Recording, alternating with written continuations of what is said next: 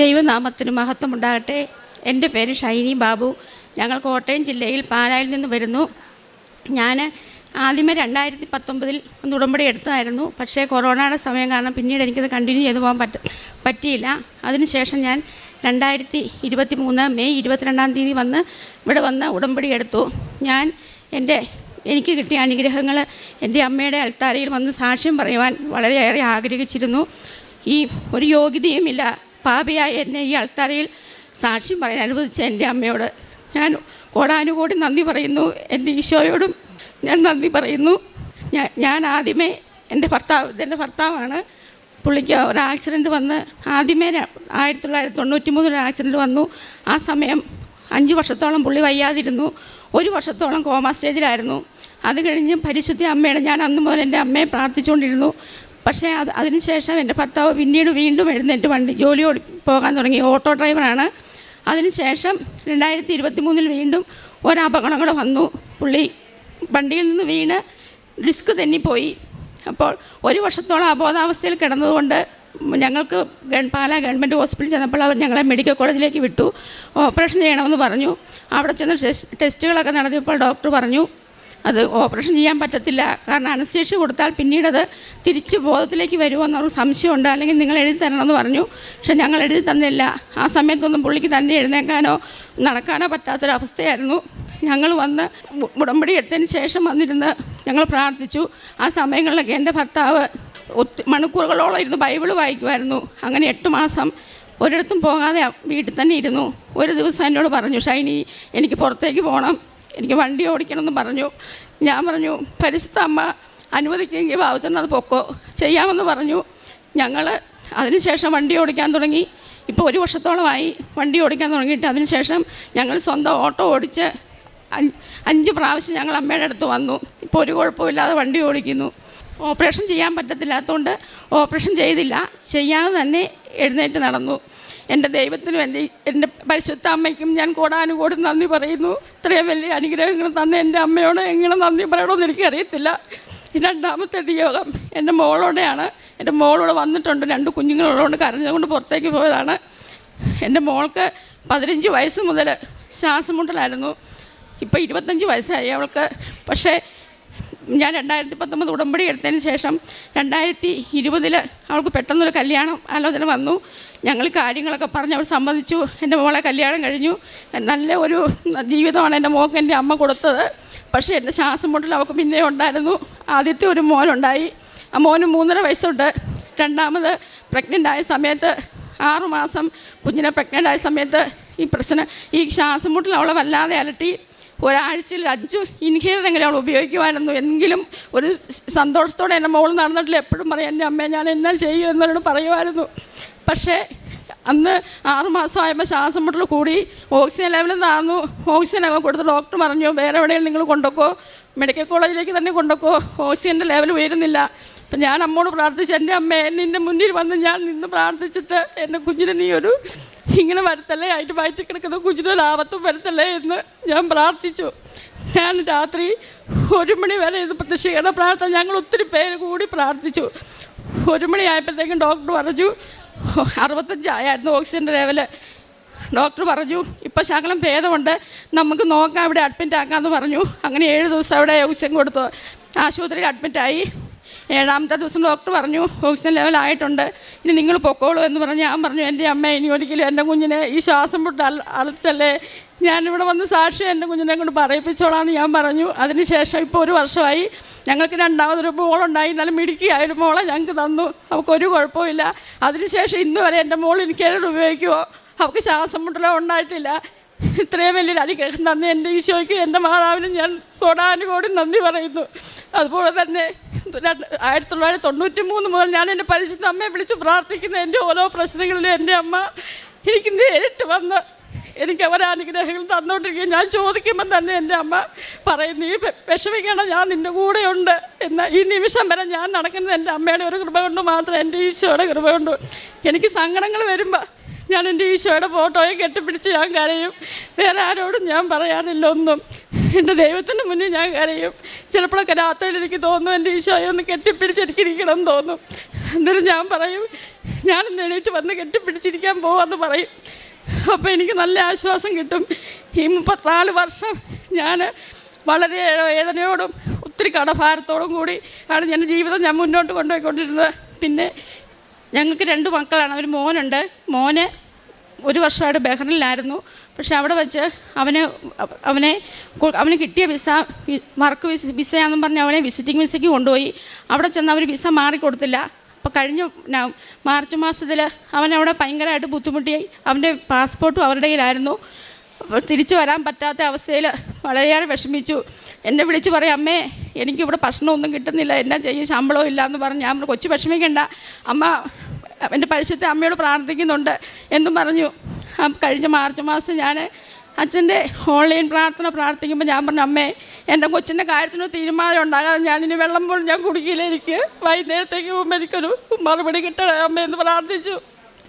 അന്ന് വൈകുന്നേരം 8 മണിയായപ്പോൾ കൊച്ചെന്നോട് പറഞ്ഞു, അമ്മേ എനിക്ക് ടിക്കറ്റ് എടുത്ത് തന്നു, നാട്ടിലേക്ക് പോരാൻ പൈസ തന്നില്ല. ഞാൻ പൈസ വേണ്ട, കൊച്ചു കയറി പോരെ എന്ന് പറഞ്ഞു. അവൻ പിറ്റേ ദിവസം തിരിച്ച് നാട്ടിലെത്തി. പിന്നെ ഞാൻ പ്രാർത്ഥിച്ചു, അമ്മേ ഞങ്ങൾക്ക് പൈസ ഇല്ലാതെ മുന്നോട്ട് പോകാൻ പറ്റത്തില്ല. 3-ാമത്തെ ദിവസം അയാൾ അക്കൗണ്ടിലേക്ക് പൈസ ഇട്ട് തന്ന് അങ്ങനെ തന്നു. പിന്നെ 1 വർഷം നാട്ടിലിപ്പോൾ ജോലി ചെയ്യുമായിരുന്നു. എന്നും രാവിലെ 8 മണിക്ക് ജോലിക്ക് പോകും, രാത്രി 11 മണിക്കാണ് തിരിച്ച് വരുന്നത്. അത് കാണുമ്പോൾ എനിക്ക് ഭയങ്കര സങ്കടമാണ്. ഞാൻ പ്രാർത്ഥിക്കും, അമ്മേ നല്ലൊരു ജോലിയിലേക്ക് എൻ്റെ കൊച്ചിന് കൊടുക്കണേന്ന് പറഞ്ഞു. അതുപോലെ ഡിസംബറിൽ അവിടെ നിന്ന് പിന്നെ തിരിച്ച് വിളിച്ചു. അപ്പോൾ അവൻ പറഞ്ഞു, എനിക്ക് നല്ലൊരു വിസ കിട്ടിയെങ്കിൽ ഞാൻ വരുള്ളൂ, ഇല്ലെങ്കിൽ വരികയില്ലെന്ന് പറഞ്ഞു. അവർ തരാമെന്ന് പറഞ്ഞ് 12-ാം തീയതി മെഡിക്കൽ കഴിഞ്ഞു.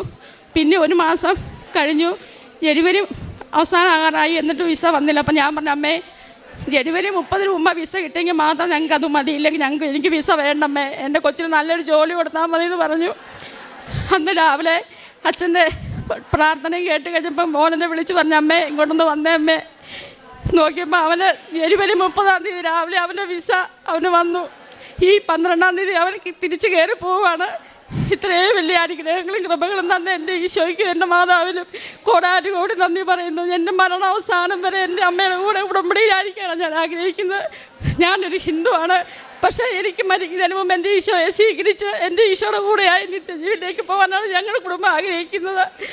ഇത്രയും നല്ല അനുഗ്രഹങ്ങളും കൃപകളും തന്ന് അനുഗ്രഹിച്ച് എൻ്റെ ഈശോയ്ക്കും എൻ്റെ തിരുകുമാരനും കോടാനുകോടി നന്ദി പറയുന്നു.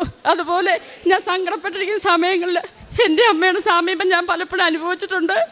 നല്ല സുഗന്ധമായിട്ട് എൻ്റെ അടുത്ത് വരും. ഞാൻ കരഞ്ഞ് പ്രാർത്ഥിക്കും, അമ്മ എങ്ങനെ 27 വർഷമാണ് ഞാൻ വാടകയ്ക്കാണ് താമസിക്കുന്നത്. ഇതുവരെ എനിക്കൊരു വീടില്ല, അതൊന്നും എനിക്കൊരു കുറവല്ല. എൻ്റെ അമ്മയുടെ പുണ്യഭൂമിയിൽ ഞാൻ ഒരു പിടി മണ്ണെടുത്ത് വെച്ചിട്ടുണ്ട്. എൻ്റെ മോളോട് ഞാൻ പറയും, ഞാൻ മരിച്ചു കഴിയുമ്പോൾ എനിക്ക് ഒരു പിടി മണ്ണ് സ്വന്തമായിട്ടുണ്ട് എൻ്റെ അമ്മയുടെ.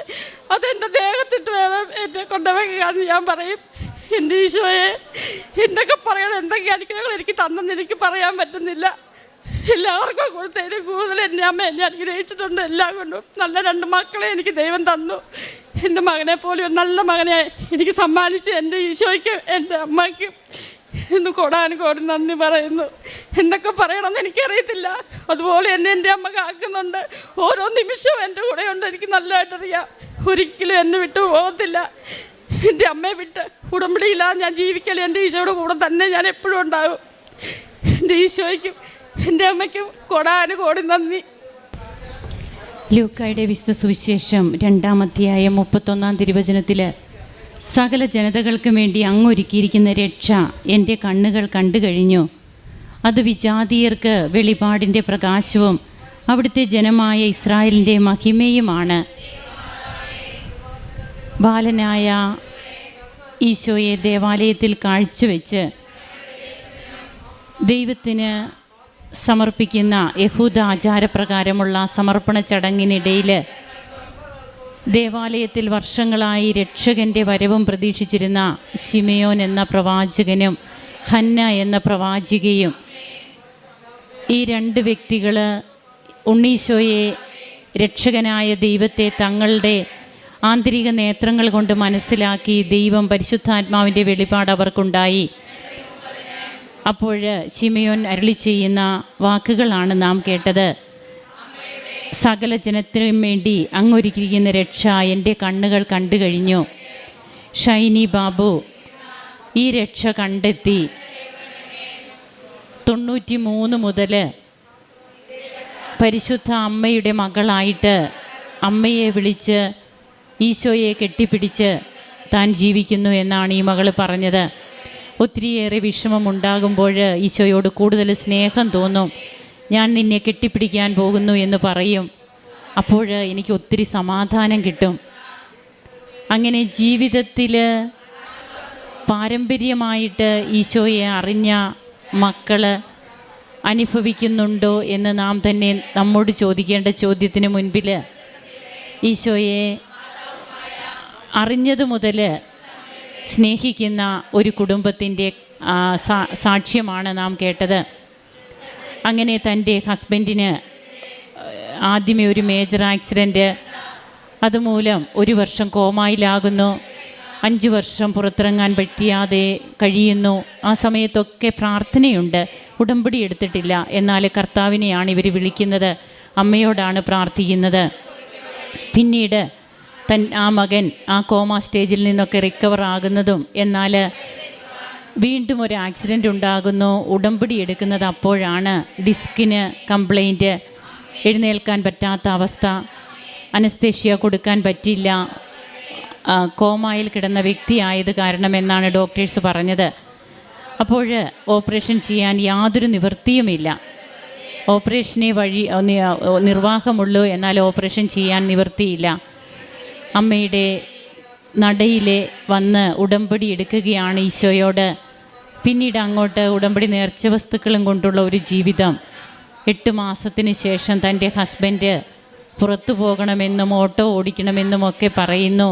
ഇന്നിവിടെ വന്നിരിക്കുകയാണ് പൂർണ്ണ ആരോഗ്യവാനായിട്ട്. ഓപ്പറേഷനൊന്നും നടത്തിയിട്ടില്ല, താൻ പൂർണ്ണ ആരോഗ്യവാനാണ്. തൻ്റെ ഡിസ്കിൻ്റെ കംപ്ലൈൻ്റൊക്കെ ദൈവം ആ ഡിസ്കിൻ്റെ കംപ്ലൈൻറ്റ് ഏറ്റെടുത്തു എന്നാണ് ഈ മകളുടെ സാക്ഷ്യത്തിലൂടെ നമുക്ക് വ്യക്തമാകുന്നത്. പിന്നീട് അങ്ങോട്ട് തൻ്റെ മകളുടെ കാര്യം, അതുപോലെ തൻ്റെ മകൻ്റെ കാര്യം, ഇതൊക്കെ ഈ മകൾ ഇവിടെ പങ്കുവെക്കുന്നുണ്ട്. എല്ലാറ്റിനും എന്തൊക്കെയായിരുന്നു തടസ്സങ്ങൾ എന്നൊക്കെ വളരെ വ്യക്തമായിട്ട് നാം കേട്ടതാണ്. അതുകൊണ്ട് തന്നെ വിജാതീയർക്ക് വെളിപാടിൻ്റെ പ്രകാശവും അവിടുത്തെ ജനമായ ഇസ്രായേലിൻ്റെ മഹിമയുമായ യേശു ഏകരക്ഷകൻ, സത്യദൈവമായ യേശു ഇന്നെങ്ങനെ പലസ്തീനായിലൂടെ വർഷങ്ങൾക്ക് മുൻപ് നടന്നു ജീവിച്ച് മറഞ്ഞു പോയ ഒരു ഈശോയല്ല, വാഗ്ദാനങ്ങളിലൂടെ ഇന്ന് നമ്മെ ബലപ്പെടുത്തുന്ന, ജീവിക്കുന്ന സുവിശേഷമായിട്ട് നമ്മുടെ ജീവിതത്തിലേക്ക് കടന്നു വരുന്ന ഈശോയെയാണ് ഈ മക്കൾ. അതായത് തൻ്റെ ഹസ്ബൻഡ് തുടർച്ചയായി ബൈബിൾ വായിക്കുമായിരുന്നു എന്നാണ് പറയുക. അതായത് ഈശോയെ വായിക്കുന്ന ഒരു വ്യക്തി പിന്നെ എങ്ങനെയാണ് ഈശോ ആ വ്യക്തിയെ വായിക്കാതിരിക്കുക? അങ്ങനെ ഈശോയും വായിക്കുന്നു. അതാണ് ഈ മകൻ്റെ ജീവിതത്തിൽ ഇന്നിവിടെ വന്ന് നിൽക്കാൻ കഴിയുന്നത്. മഴയും മഞ്ഞും ആകാശത്ത് നിന്ന് വരുന്നു, അങ്ങോട്ട് മടങ്ങാതെ ഭൂമിയെ നനയ്ക്കുന്നു.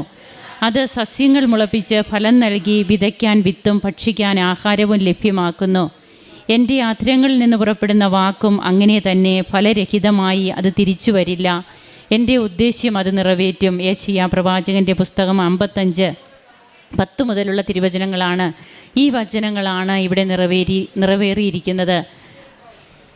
തിരിച്ചു വരാത്ത എൻ്റെ ഉദ്ദേശ്യം നിറവേറ്റും, അതൊരിക്കലും ഫലരഹിതമായി തിരിച്ചു വരില്ല എന്ന കർത്താവിൻ്റെ വാഗ്ദാനം ഇന്ന് ഉടമ്പടിയിലൂടെ അനുനിമിഷം നിറവേറിക്കൊണ്ടിരിക്കുന്നു.